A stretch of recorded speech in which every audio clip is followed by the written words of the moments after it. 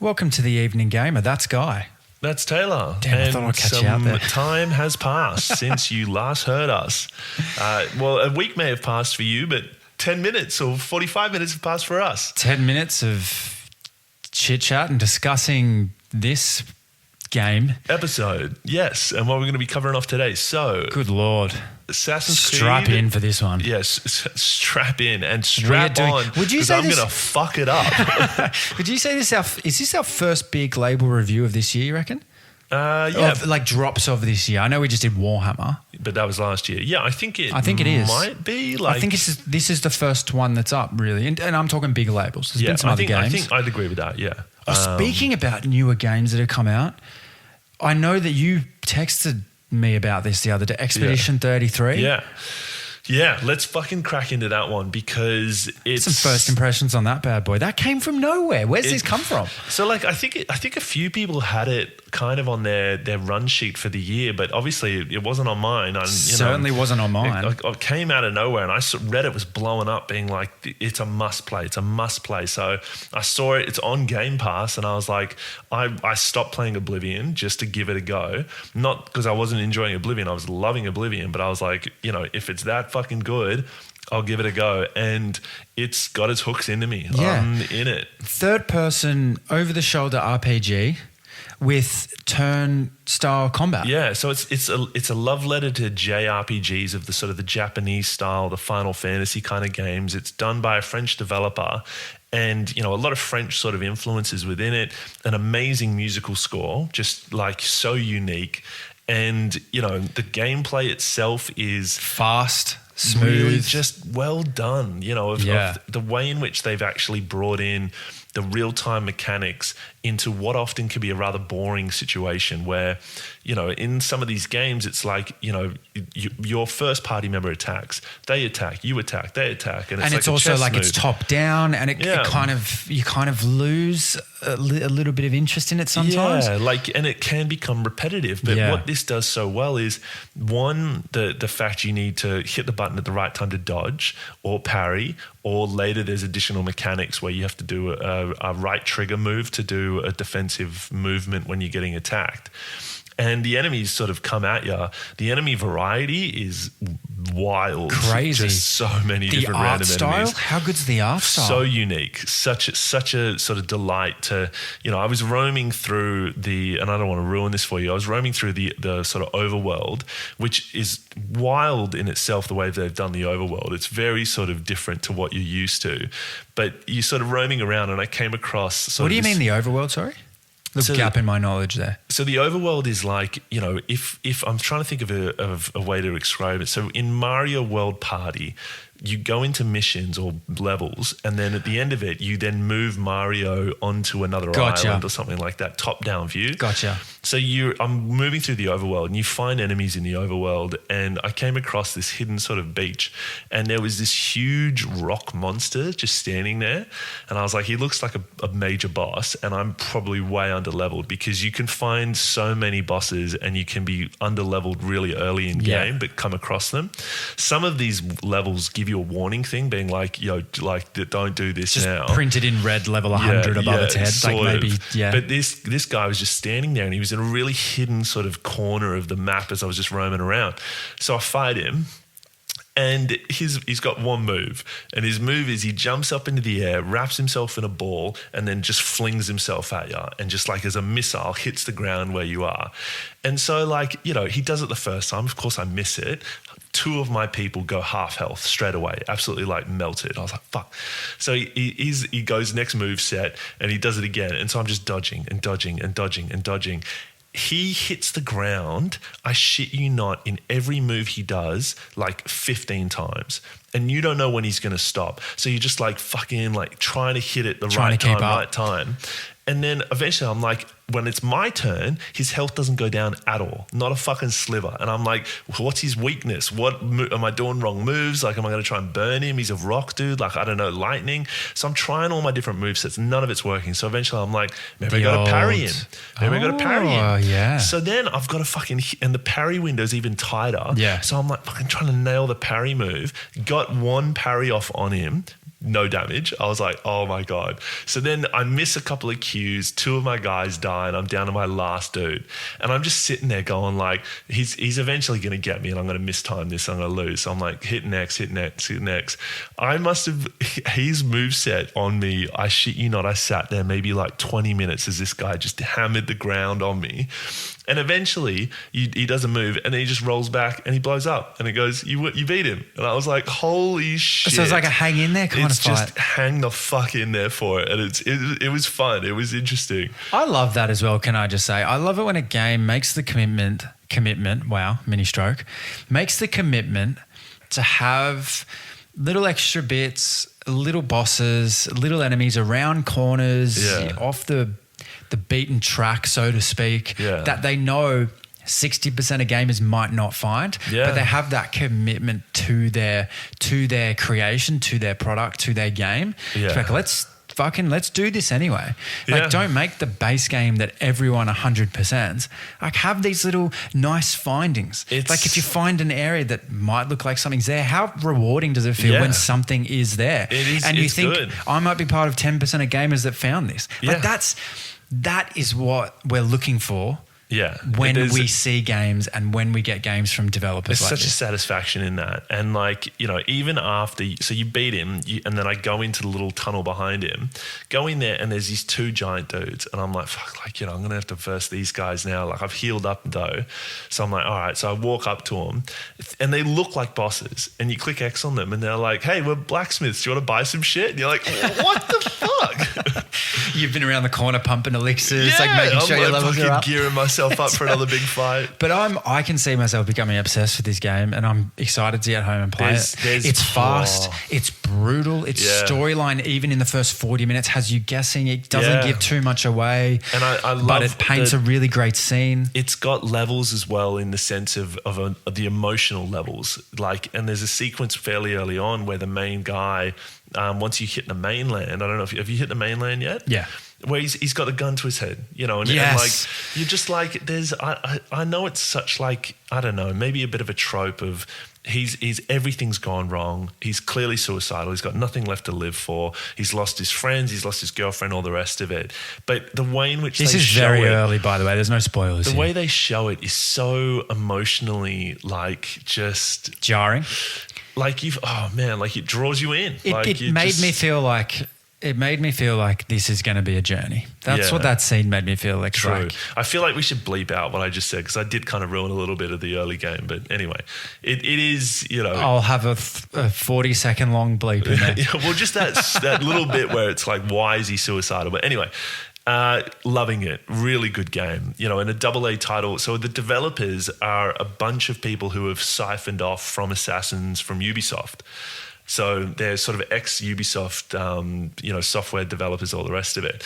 And this is their sort of first title. And thus far, it's a banger. Yeah, absolute banger. The concurrent gameplay counts on Steam, like right now, Expedition 33 is like doubling Assassin's Creed Shadow. It's like 3 times their peak. And it's only going to get worse as well. It's mental. How good's a quiet drop? And I know for followers of these developers or these publishers, it probably wasn't a quiet drop.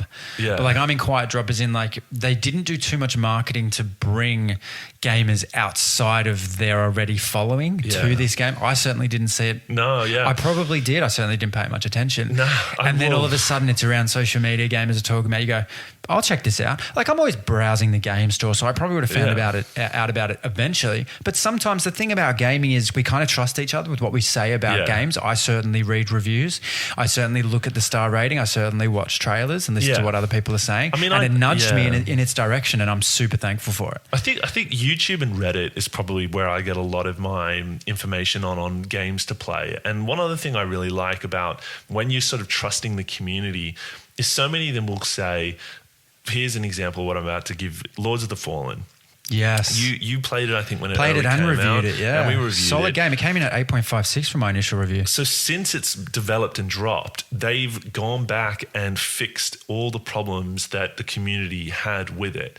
And now the sort of Reddit pages are popping off going, go back and give it another go. Like it's worth another chance because they've done it really well. 100%. And if you've seen those updates on Lords of the Fallen, you're thinking, I might I might give that a go. You should go back and listen to the episode where I discuss it, because I mentioned a lot of these things, and I'm going through our podcast list trying to fucking find it right now. Yeah, I'm wondering what you're doing scrolling as you're talking. It's impressive. It's going to be somewhere. But yeah, we've spoken about it. Great game. And you're right. They went back and they did the old No Man's Sky. They improved it, because I had some grievances. It was still a really great shell of a game. Base game. It was really fun. But there were certainly some moments that were like, whoa, could have done without that little bug or that little hiccup. But yeah.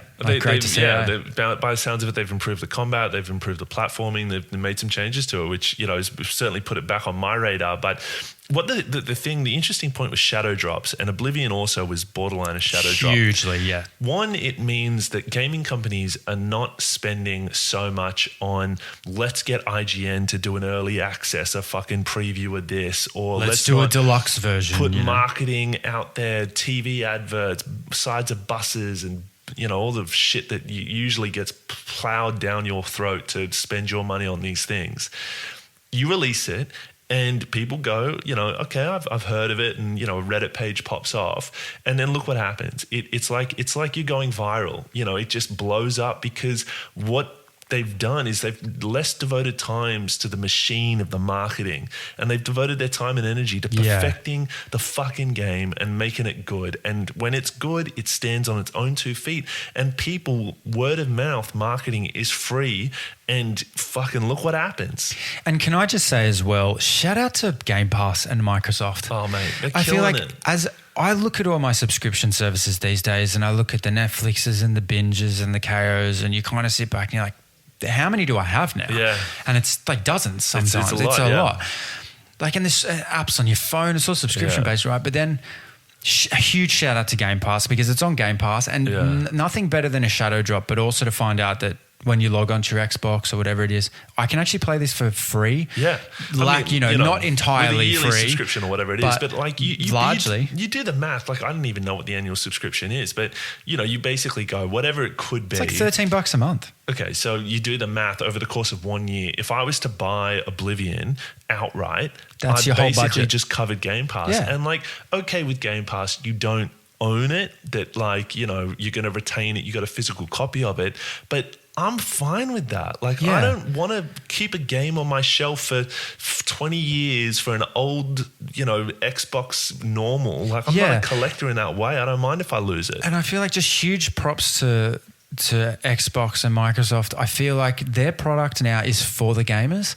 They're not getting caught up. They took a huge step back of this fight for monopolization with Sony, and just when if you want your exclusives, have them, no worries. And let's not forget, I'm just assuming you still need to buy those games on Sony or PS5, right? Yeah.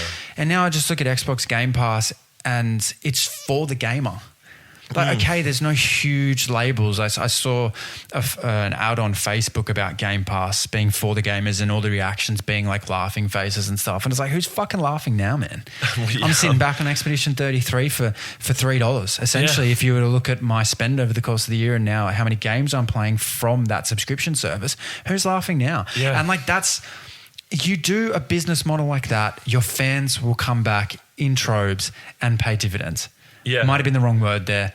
Not sure. You know, but you see my point. You're on the money. I think it probably got panned a lot when it came out because of they're doing another subscription, as you said, another one to add to the mix. But you know, when it's one where they do it like this, and there's games on there that you do want to play, you know, and how often do you sit there and you kind of go, oh yeah, Game Pass, let me have a look at that. Let me have a look. Like, it's a rainy Sunday afternoon. What's on there? There's some good shit on there. Sometimes it's like a 4 gigabyte game. Yeah. That takes it. Like, that's how I found Little Nightmares. It was like a 10 gigabyte game. It took me 4 hours to complete. Yeah. It was free on Game Pass. Fucking loved it. Now I'm waiting for the third one. I went through a whole like roguelike looking for games like Returnal, you know, is one of my favorite games, and I came across called RoboQuest that was on Game Pass. Spent 30 hours playing it just because it was good, just because it was tight gameplay and it was fun and I was enjoying it. Love that. You can find some bangers on there. Yeah, and it just goes to show the gaming isn't just the Rockstars. It's not just the From Softwares. It's not just the Obsidians and all those other big guys. Yeah. Sometimes you browse Game Pass, you find some Expedition gems. 33, apparently. Yeah. I mean, you know, so like the early call, Expedition 33, get it, get it one way or another, give it a go. And like it honestly, when I saw it, people were raving about it. I put Oblivion down, and I'm not unhappy about it. And you know what I also love? Just last point before we got into AC, it makes turn-based combat feel like a fight rather than an equation. Does that make sense when I say that? Yeah. Like when I tried Baldur's Gate 3, I was like, this turn-based, it's an equation. It's numbers, it's attacking cards, it's steps forward. Yeah. What I do now is going to either serve me or really get me killed in the next 5 moves. Whereas like you play Expedition 33 and it seems like a fight. You can dodge, you can parry, you can choose weak spots. Or you know what I mean? Yeah, it feels like more of a sword fight. Yeah. One thing I really like about Expedition 33 is the depth of building your party. I think I spent probably about an hour trying to synergize my movesets across my 3 playable characters. Synergize, what a word. Oh yeah, to make it flow. Get that cohesion. And for it to compound the damage. Yeah. And when it works, you're like, that's fucking sick. Yeah. Yeah, there's nothing better, and we've said this even with, we can talk about this in the same breath as like preparing for a fight in Elden Ring. Nothing's better than when you get the build right, when you get the party right, when you get the spirit tuning or whoever's going to accompany you in the fight right, and it works. Like that's the whole point of it. Yeah, it's good. Gaming really sometimes is a game of chess. Like you're playing it out, and you adapt, you're reactive, and when it works, that's what it's all about. Yeah, and I would say Expedition 33 is chess game-esque, of sort of the right moves at the right time and the reaction speed. So like, just to be the last thing I'll say on this is I'm playing it on easy. And I was playing it on normal, and I was borderline about to throw my controller at the TV because I'm realizing now in my older age that my reaction speed. Oh yeah, happy birthday! Thank you, mate. It's Guy's birthday last week, everyone. It was a great time. Kyle got me a very nice new controller. He did. Very, very thankful. He got you something gaming related. Yeah, that was lovely. That was very nice, and and you got me a book on Lewis Hamilton, my favorite Formula One driver. Very nice. And the missus got me a bunch of stuff as well. It was a great birthday. Anyway, good. Yeah. So what was I going to say? The fucking playing it on easy. Yeah, the reaction times. Fuck me. See, I'm pretty well versed in this with all my souls. Yeah, especially Ashen as a throwback to that. That was timing. Was the whole game Ashen? And I was just having an absolute. I was spitting chips. I was versing a mime in like the opening city. You come across a mime in the city, and he was just pieing me, and I was just God. It cannot be this hard. Like it shouldn't be this hard. And turn the difficulty down. Now enjoying it, still finding it challenging at times. I probably should turn it back up now that I've kind of mastered it. But fuck yeah, it was very frustrating. Anyway.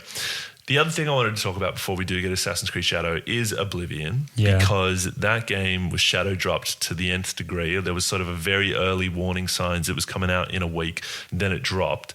And I don't think there has been a better game to remaster and re-release, because Skyrim, a lot of people put Skyrim in their favorite games of all time, and for good reason. Like, it is an RPG of depth, of variety. Definitely, but a little bit dated.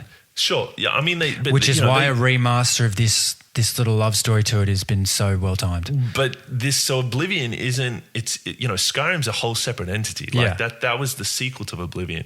Oblivion itself was a game in and of itself, and playing it back then, it was now with 20 years on, you look at the OG Oblivion and you're like, yeah, okay, it's a bit dated and all the rest of it. Now remodeled and redone, it's like playing Skyrim all over again. How good. But just like entering into that and playing the first few levels and going down into these dungeons and stuff, it's like a gamer's fucking favorite thing. Yeah. You're just opened into a whole new world. Just getting lost in it again. It's so much fun. Getting that reminder as to why it is the beast that it is. Yeah, and what they've done is they've corrected the things from when the OG Oblivion was released, added some features on, but then left like a lot of the things the fans really liked. And you know what? Just sort of speaking about Oblivion, you know what I'm finding really fucking weird at the moment? Go on. Are you getting political adverts on your Instagram feed? All the time. Like in Australia, impossible to. Okay, we're gearing up avoid. for an election. It's coming this weekend. It sure is. I keep getting gaming clips where they're using AI or something. They're overlaying voices onto Oblivion. You were telling me about this. For as a political advert of, this is what the Labor Party is going to do. Leave it alone, eh? Leave it alone. What are you doing? I guess in the one hand it's clever because it's getting eyes. Like But you're clever. scrolling and you see Oblivion and you're like, oh, a gaming clip. And then you're like fucking shoving me political stuff. Yeah, Like, clever does get not fucked. mean warranted. Leave it alone. Stay in your We lane. game to Stay in your escape you lane a little bit. fuckwits. Yeah, exactly. Stay in We your lane a little go. bit. I turn on my Xbox when I don't want to see your face. Yeah, exactly. So fucking don't do that again, Yeah. please. Okay, Assassin's Creed Shadows. Assassin's Creed Shadows. Are you ready for this? I don't know. Are you ready for this? Because Can I just say, like, I have my own thoughts on this game. Yeah, And look, I don't know what it's going to behold. dog shit. But okay, that certainly tells us what we're in for here. But I just want to say, I think this game is going to end up rating poorly, not only on our channel, but I think when we look back in retrospect, 12, 24 months, this won't be classed as the top 5 ACs. And I think it's because the mold of what AC is, it's not fun anymore. That's just what, before you go into a review, look, I played quite a few hours of this. Yeah. I've certainly done quite a bit of exploring of the world they created. I understand the storyline. I've done a fair few of the main missions and executions, all that type of stuff. Yeah. And I eventually just ended up putting it down one day and not deciding I didn't want to play it, but just not going back to it. Fair. Yeah. And the reason I landed on was because I've done it all before. Yeah. It's a fresh storyline. The world looks fucking great. I actually like the characters. Yeah. I thought the combat was pretty good. But there's only so much jumping from rooftops with a hidden blade that you can do before it's like, I've done this. Yeah. And so that's my little pre-review. Okay, well maybe we'll end up in a similar vein here. I thought we were maybe going to debate it a little bit more, but I think that's, sorry, just not to harp on, but I think like if this was your first AC game, you'd be loving it. But as a seasoned AC gamer, I think if this is your that first review AC game, could be take it out of the 180 tray, here. fling it out the window, and go fucking buy one of the earlier ones. It's better. So probably one of the first AAA games that we're going to review of the year. It's the second best in game sales thus far this year. So it's up there with Monster Hunter being the number 1, which is on my to-do list. As we all know, Ubisoft, it's the 14th major installment of the Assassin's Creed gaming series. Set in 16th century Japan, you play as 2 different characters this time, which is a shift from previous ones. In the past, I think you'd pick sort of Alexandria or the guy, and you'd play the whole game as the male or female. In Odyssey, I think the Egypt one you just played as the Beylik guy. Anyway, in this one, you've got Yasuke or Nawa, and you can flick between them. So there's probably a whole new dynamic change up to the way this operates. So I played it on hard. With no sort of the level assist where it guides you to where you got to go. You got to use your scouts to discover the objectives. Yeah. I played it on... Which was a nice little... Yeah, nice change up as well. Yeah, I liked that. Played it on hard combat, but then normal visibility for sneaking, which was sort of the recommended one. I tried it on hard, but it just got silly because you'd be like in the shadow on a roof and some melon about 400 yards away was like, there they are. And you're like, fuck, this is stupid. That's the thing about AC. Ninja. You can't have realistic line of sight. Yeah, it was does not work if you do that. So cracking into the pillars here. So storyline, world building. Nawe's parents die, or his father dies fairly early on in it. Yasuke, as we learn over the course later on in the game, brought to the country, or they kind of give it away a little bit, was picked up as a slave. And that's sort of the 2 characters. And Yasuke is sort of a giant samurai, Nawe as the shadowy ninja-y kind of character. Yeah. So in the early parts of the game, they set up a MacGuffin of the dad died because they were protecting what we think is some sort of Apple of Eden-esque item that's locked away in a fucking tomb. Again. And all the assassins were wiped out in trying to defend this fucking thing. by the end of the game, and like I'm okay to ruin this, you know, and I don't know, like, but it's a MacGuffin that never really gets paid off, and that annoyed me. Like, why? I hate a game or any movie where they go, there's a little fucking thingamajig and that's what everybody's fighting for, and you never get a payoff for it. What was the point of it? Why did everybody die for it? Yeah, kind of like religion. Was that just a curveball you were not expecting? Yeah, I was not expecting that. Jeez, talk about it. It's fucking hell. Let's not get religious in this thing. So the Assassins vs. Templars stuff is basically watered down to the nines. Like there's very minimal talk on these things. And as we mentioned in the last episode, there was no big bad. There was no Pope with an apple of Eden. There was just more and more. There's no Sigurd losing his mind slowly in the background. A shadowy group of people that are doing bad shit. So you're told that you've got to kill. And a lot of times you're often just roaming around and you come across one and you kill them, and you kind of then it pops up in your objectives, oh, they were a bad person, they were part of this group, and it kind of leads on to somebody else. But it didn't feel very well thought out. It was just throwing, here's all these people, you've got to kill them, not much reason why, not much sort of the cutscenes really just being around Nawa and Yasuke, but not much depth of who the enemy are, is why are you doing what you're doing. And it kind of just felt sort of shoved in there, an afterthought. Yeah, and also I didn't feel entirely validated making the big assassinations in this game. No. Like every assassination in previous games, it you know, and they always do the little mini cutscene when it's a thing in this franchise. It has been for decades now, where you assassinate someone and you have that little kind of in moment where your blades at you're both neck wraiths and you're having a chat about your motivations and how there is a little bit of that, but there's no like they're not talking about some of the real moralistic decisions kind of thing in the previous game. Yeah, it's really like didn't feel overly warranted making my assassinations in it, and that was like it. I don't know, didn't speak true to the games of the past. Yeah. And I get it, try to change things up, give more autonomy to the gamer, I get that, but that's not what your storyline is about. Your storyline in Assassin's Creed is telling such a good story from the militia assassins, the Creed's perspective, that when you finally come to that point where it is the mission to kill someone, you're like, this guy's been torturing, this guy's been, you know, spreading famine and everything like that. Like he's got to go, as you said, and it didn't feel like that here. It didn't at all. And like Yasuke's story is eventually he does hunt down some big bads, you know, and sort of the people who, you know, not to ruin it, but, you know, sort of has a couple of people on his hit list.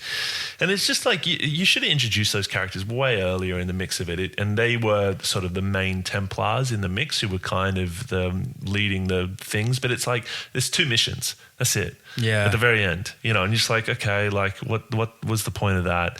And so at the start of the game, you get introduced to some, you know, Animus-esque situation, and there's some voice telling you, you know, don't. So it's like a rupture in the realities. Yeah. That wasn't paid off. You know, there was a little bit at the very end, but again, no current day events, no mention of where the Animus is this time. In all the other games, you often have current day events. You sometimes play in those current day events or their cutscenes. And that layering of what is impacting in our timeline now was what made those early Assassin's Creed games so good. Having Desmond as the spine. The fact that like you could talk to most gamers and mention the name Desmond and they know who you're talking about. Like they hit them. That's what created this franchise and put it on the fucking map. And I don't know why they've steered away from it now. I don't know what feedback they're getting from the gaming community to say, we're not interested in that. And they're moving into just this basically role-playing complete kind of thing and pulling back on what is storyline-driven content. It's unbeknownst to me. I don't get it. I agree. And the way that this whole franchise was gearing up to play a part in today, meaning like modern day, was the whole part. It was all part of the inertia there that made you excited to play it. And You're right. It's unrecognizable. It reminds and me. it never came to a head. Yeah, it reminds me of the Marvel Cinematic Universe. It's like there's a company who had a spine of a story that they were heading towards. That eventually the spine kind of they got the gluttony took over. Yeah. and they were like, let's milk it for all it's worth. Like if you were to have a mind map of the Assassin's Creed universe now, it'd be a fucking mess. All over the shop. It'd be wild. You'd be questioning if Desmond is actually even an ancestor at this point. Yeah, well, exactly. Like, what's the Is deal? he an ancestor of the originals anymore? It doesn't fucking seem like it. I don't know. Yeah, So it's completely lost sight of its roots. Yeah, absolutely. Okay, so moving on to feel and mechanics. So yes, different fighting styles. You've got Nawe. She's got a few different, very unique weapons that she uses. You've got Yasuke with his unique weapons. That variety was good. It was fun to play as the different characters. That's fine. The combat, yes, was fun. Cutting off people's heads, fun, good. Blood splatter, all the rest of it. I think the progression system was fairly good with the levels. Having tried the different weapons, I ended up just sticking with the swords because I found them the most fun. Yeah, same. I also think that just while we're on mechanics and combat there, just as a gamer, my personal preference, Assassin's Creed Shadows has made me realize this. And I enjoyed Ghost of Tsushima, and they have Assassin's Creed Shadows and Ghost of Tsushima have very similar combat styles in terms of the parry, the 1v1 element of it, the parry, the counterattack, all that type of stuff. Yeah. And I'm going to put Assassin's Creed beside Wukong really quickly and just say I like the Wukong style of combat better, where you're free to decide your own timing. You're free to dodge, attack when you want. It's not as laid out for you. You're right. It's like it was almost a non-event, the combat here. It was fun, and you're right. So a lot of the glory kills and cutting off people's heads and the abilities you got, cool. Yeah. I just don't think it was done as good as it was in Ghost of Tsushima. No. Yeah, agreed. And sort of by the end game, I was clearing the battlefield pretty hard, and pretty quick as well. Like once I'd sort of leveled up everything, I was kind of almost on the verge of one-shotting my way through the game. And, the different mechanics of it, of changing it up. So you've got a quick running ninja-esque who's able to climb and do the sort of eagle points or whatever. And then Yasuke, who's basically pre-built just for fighting. It's like a brute and an assassin. Just, break through walls, all the rest of it. So I once I'd kind of figured that gimmick out, I was only ever using him to take on forts. And the forts probably kind of they're quite large. And if you're doing it as Nawe, it takes a lot of time to be like. Is that your cat having a yarn in an Uber Eats bag? She's like, motherfucker, it's dinner time. Fuck, I've lost my thing. So yeah, anyway. You were using him to clear out forts. Yeah, I got used to the whole gimmick of it, and the forts were massive, and doing him as Yahweh just became a fucking grind, and there wasn't very good level differentiation between the various forts, that kind of annoyed me. It's like once you've done one fort, you kind of done them all. And agreed. And there was nice that there was all these different generals rolling around, and to open the final chest, you had to fucking kill all the generals. But by the back end of those forts, you were like, where the fuck are these generals at? I am so sick of trying to fucking hunt these generals down. I don't know where the fuck they are. It was annoying. So moving on to challenge and entertainment. As I said, not overly hard. No boss challenged me, in any of those ones where you see the big health bar load up. They were easy. I parry them, dodge them. You end up taking them out with skills. The skills load back real quick, so it was pretty easy. I mean, there's only so much you can do in games with this combat style in terms of bosses that you verse. Yeah, you know what I mean? I would have, I think... You can't have bosses flying around and throwing shit at you because dodging's not really the combat method. No. It's all very 1v1. I hear what you're saying and agree with you that, the different bosses, there was the different weapons that they could have had, different armor sets that they could have had. Okay, we're cat-free. Different armor sets they had. They could have had different armor sets, different weapon types. But I think the missing thing was that the bosses... they didn't have depth of character, and the variety of them, it just was paint by numbers stuff. I don't know. I also found that often you were just meeting them by the time you were fighting them. Yeah. Yeah. I mean, like... And Do you know what I mean? Yeah, I know exactly what you mean. There was the whole, like, group of them, but they're all wearing masks. So, there's that whole thing of going, I don't know who the bad person is. And sometimes there's a bit of a switch up of I thought it was them, it's actually them. Yeah. But... like it's like when you first play Red Dead Redemption and you get the whole crew of the characters, and they're all very unique characters, and sort of over the course of the game you're going to be taking them on and taking them down over time. It's like they missed the trick there of giving the big bad's depth of character. Yeah, and it's also like when you came across that moment where it was a boss or a big assassination, there was always like a catch-22 on the assassination. Like it's almost like it was trying to question your decision to do this, and I just didn't like that. No, yeah. So moving to character dev and build, the characters of Nawe and Yasuke do develop over the course of the game. It's not very impactful. Yasuke sort of becomes a fully fledged samurai. You sort of see some of his backstory, and then becomes kind of almost Ronin-esque. And then Nawe, parents dying, she sort of overcomes that. She's very filled with revenge. She gets her revenge. And then it's just sort of like, right now we're assassins and we're on this island. And it like, I just would have liked a little bit more there. Like, I didn't feel the weight of the moments over the course of the game. Not like playing Expedition 33. The certainly weight in not those, like Ghost of Tsushima either. Yeah, exactly. Like, that feeling you get, when you sort of playing these games and you put yourself in their shoes, it just sort of was like, like, okay, it didn't hold me, didn't grab me. My endgame builds, as I said, were absolutely OP, ridiculously. There was no desire for me to keep playing that game or hunting down more weapons, more skills, more levels up.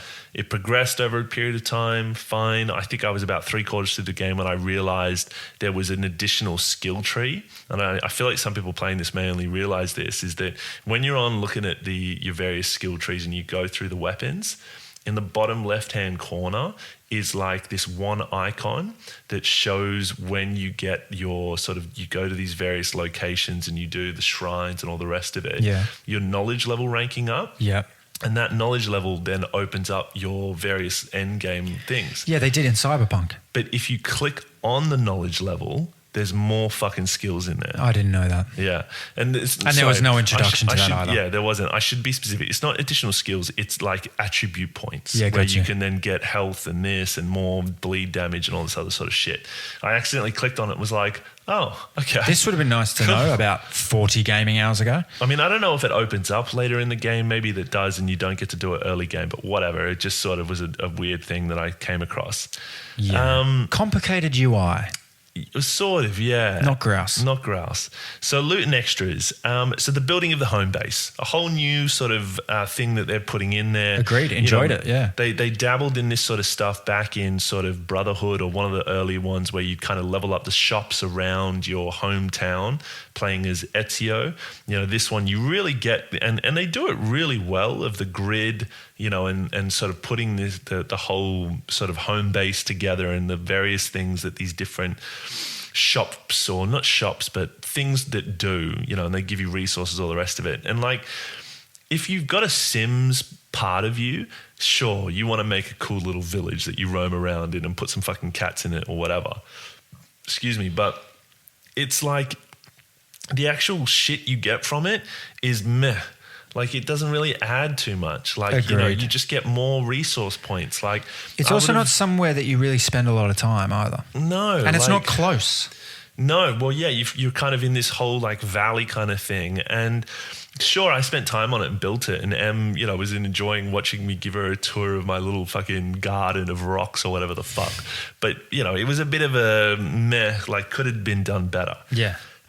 Constantly opening chests and getting new versions of weapons, just constantly. I think it was Valhalla, you eventually come across Excalibur. You get the there's 3 items in that one temple place. And in Valhalla, you get Thor's hammer. You get some fucking sick weapons. Did you get Thor's hammer? You can get Thor's hammer in that game. I don't remember that. Yeah, you can find it. In this, nothing. No fucking shit. All you can find is some fucking horses hidden away that then you ride it around and it looks like a fucking, I don't know, it's got like a helmet or something. By the end of the game, you're not really riding your horse all that much. Well, I mean, if you're roaming, you still are riding it a fair bit because in this game, as compared to the previous ones, you can't just free run every fucking mountain and hill and anything. You have to go the pathways, which is another annoyance, which I was not too fond of. Yeah. So where am I up to? Data files. You know, you find these over the course of the game and you think to yourself, going, what are these data files supposed to do? And they basically just give you free text that you can read, you know, and they're not that interesting. I read a whole bunch of them and I was like, okay, whatever. Didn't think they added much to it. You know, and I think there's a lot of ways they could have made this game better. Agreed. They could have added hunting because there was tons of animals roaming around, you know, and I'm sure they hunted, you know, in that time period. They make the base building more important, less targets, clearer characters, and better motivations. Yeah. Much more Temple of the Assassin stuff. You're playing Assassin's Creed. Like, fuck, you know, what you've created works. Up the ante on the previous games. You have to be killing the bad guys and it has to be obvious. Yeah. And it always has been. I think when we did first impressions of this, however many weeks ago, I said that I raided like a bamboo cutting village and it didn't seem like they were the bad guys. But like the idea was to assassinate everyone there. And I was like, when did the lines blur here? Yeah. Because it's always led to, if you kill civilians, it's desynchronization. And there's an element of that in this game, but nowhere near the same level as it was in previous games. And the lines, they were blurred for me. And I was like, hang on. And it's kind of what you said before. It's like once you've done one fort, you've really done most of them. Yeah. And it didn't make sense to me who the bad guys were. Why couldn't I walk in certain areas of the city? It's like it's you know what I mean? Like there was no Ghost of Tsushima made it so clear. The Mongols invaded, they took over the whole space. Yeah. So it made sense when you went into a new fort why people wanted to kill you. The lines in this game were completely blurred. Yeah. The storyline made no reference to it. No. And it just didn't feel A, rewarding, and B, necessary. No, exactly. And like there's parts where you're like, okay, I've cleared this village of all these bad guys, for lack of a better word. And you look around and be like, I've just cleared out an entire generation of Japanese people. Yeah, and also bamboo harvesting is a thing. It was surely back in peasant times, that's how people were making their I just killed them all. Yeah. Like how is that contributing to the enemy's goals or campaign or something? Like, I know. It just, I don't know. It just, you've got to get their resources. Like, all right, so I'm the bad guy? I know. Like it just didn't. And I know you're probably listening to this being like, that's a small thing to, harbor on about. But it's actually when you go to review a game, and I've said this before, we remain objective. It plays into the story of the game. It doesn't make sense on the grand scale of things. Yeah. Like, why am I killing these people? Sometimes it was very vague. And just to wrap a fucking bow on it before we get to the actual scores, at the end of the day, this is a simulation of just being a ninja or a samurai in that time period. The story is lackluster at best. It holds up in terms of just the fighting and the mechanics of it, but then it's rinse repeat, and it really is, in my opinion, one of the worst entries of Assassin's Creed that we've ever seen. It's so far, they've deviated so far from what made them good, from the Black Flags, from the Altair, the Ezio's. Even Valhalla. It's a detraction from that. I think there was probably an element of rushing this, that when the game was released online, all the criticism, I think Ubisoft is looking at this as like a fucking mulligan. Let's get it out there.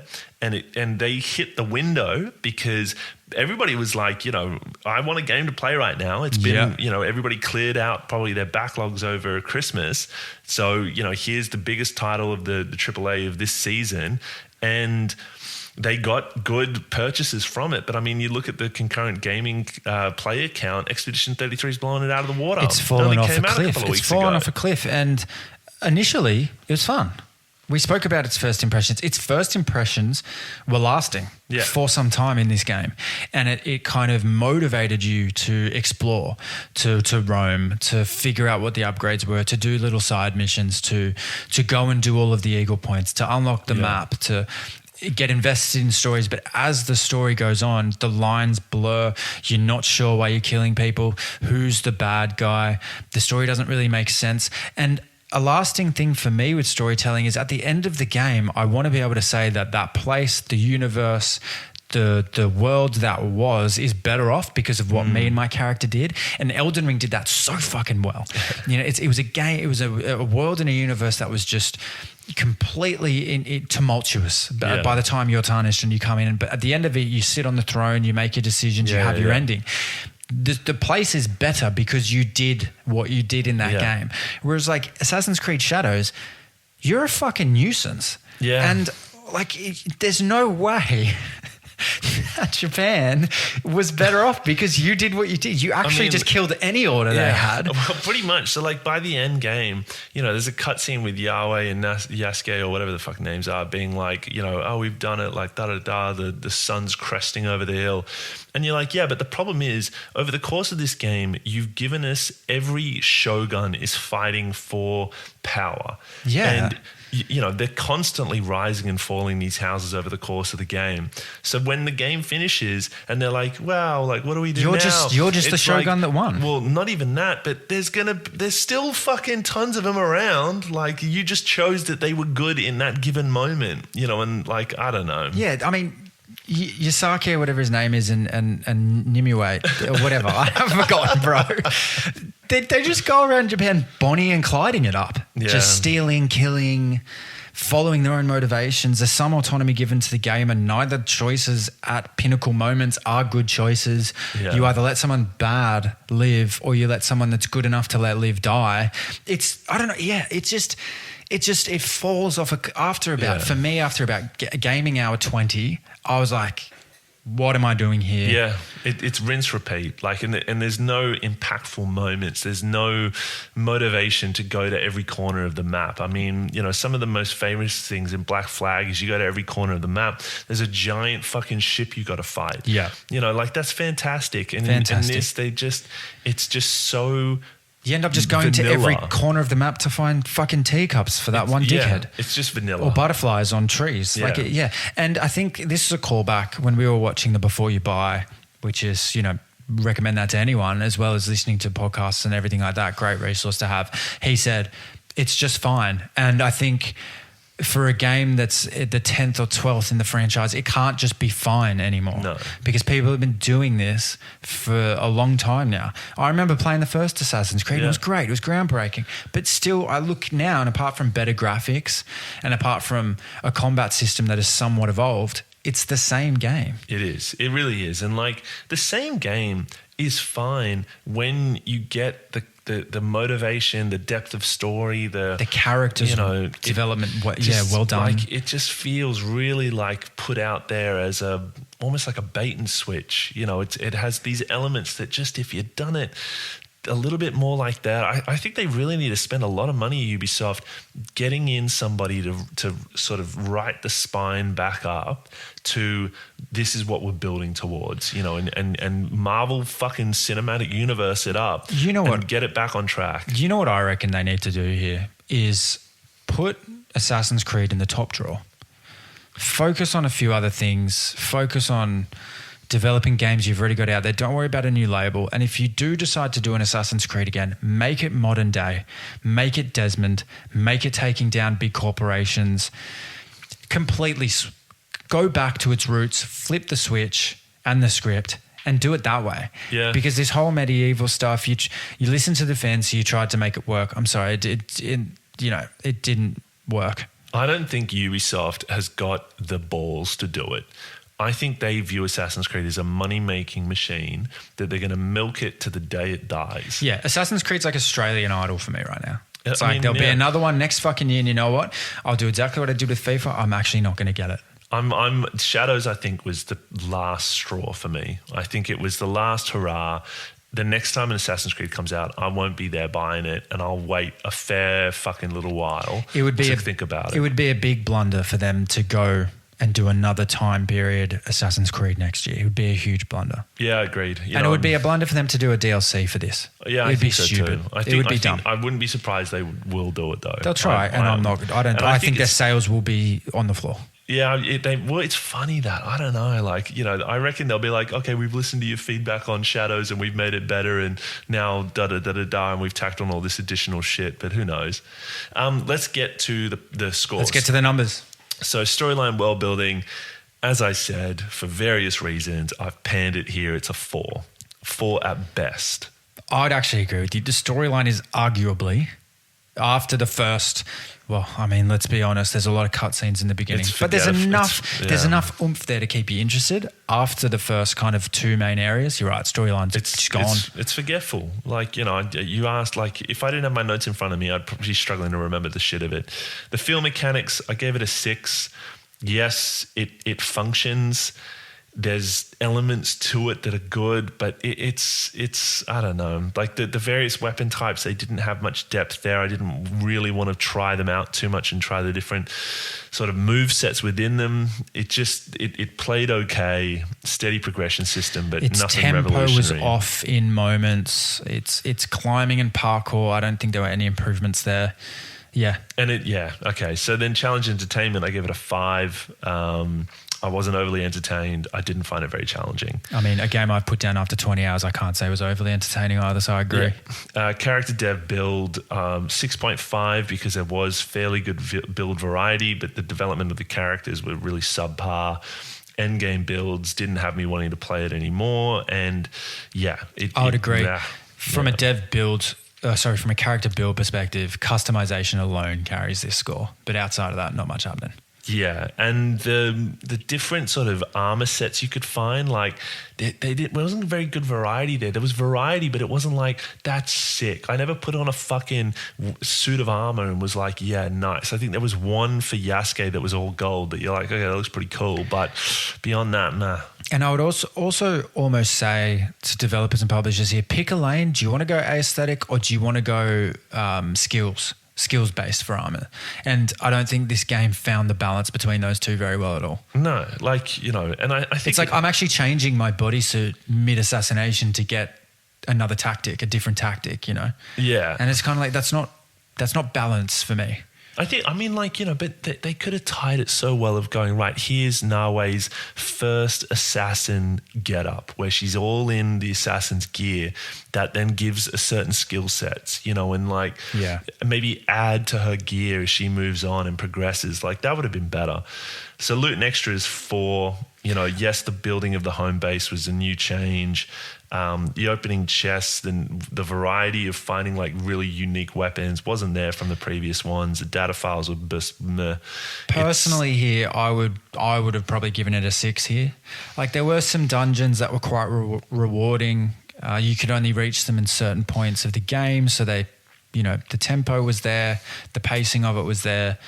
But even some of those dungeons, like, okay, you'd come across like a crypt and you had to do it as Yasuke, you had to do it as Nawe. Yeah. And they're quite extensive and deep and you go through a whole were. thing. They were convoluted. But then I compare that to like when you did it in Egypt or in Odyssey. And you think it's gone backwards? Yeah, because those had so much more variety. And when you got to the end, you found a weapon or an item and you were like mad sick. Yeah, you could even say the same as Valhalla, what we just spoke about. Yeah, like in this, it was like they were all eventually really similar. And when you got to the end, you were like, okay, cool, another samurai or another... I do think it's more than a 4 though. I'd up that to a 5. All right. Just to be truly indicative, like I think it's hard sometimes to loot and extras is the last pillar. And if it's like, if all ratings before that aren't great, you kind of just, it sometimes follows on. So I'm going to just say a 5 there. Nudge it in. All right. So what is the final score for this dog shit franchise? AC Shadows gets a 5.3. Fair. Yeah, I think that's it's fair. even being nice. I mean, like, do you get points just because it plays well and it released without much issues on launch. Eventually why That's do you built play in. games? That's built in. I mean, if field mechanics was buggy, it wouldn't have been the score it was. It would be lower. So that's built into the rating, I reckon. Yeah, I mean, if you haven't played Ghost of Tsushima and the sequel's coming out soon, I'd go play that over Shadows every day of the week. Yeah, I agree. Well, that's I'm not happy with that. I'm sad about that. I think You wanted a good game here, man. You wanted Ubisoft Redemption. You wanted a good AC again, and it kind of just didn't eventuate. So Ubisoft got a black eye from their new pirate game, whatever the fuck that one was called. Sea of Stars. Sea of Thieves. Whatever it was. Both of those again games forgettable. Both those games are really good that you mentioned. But so they get a black eye for that one. Then they get a black eye for their Star Wars fucking one attempt.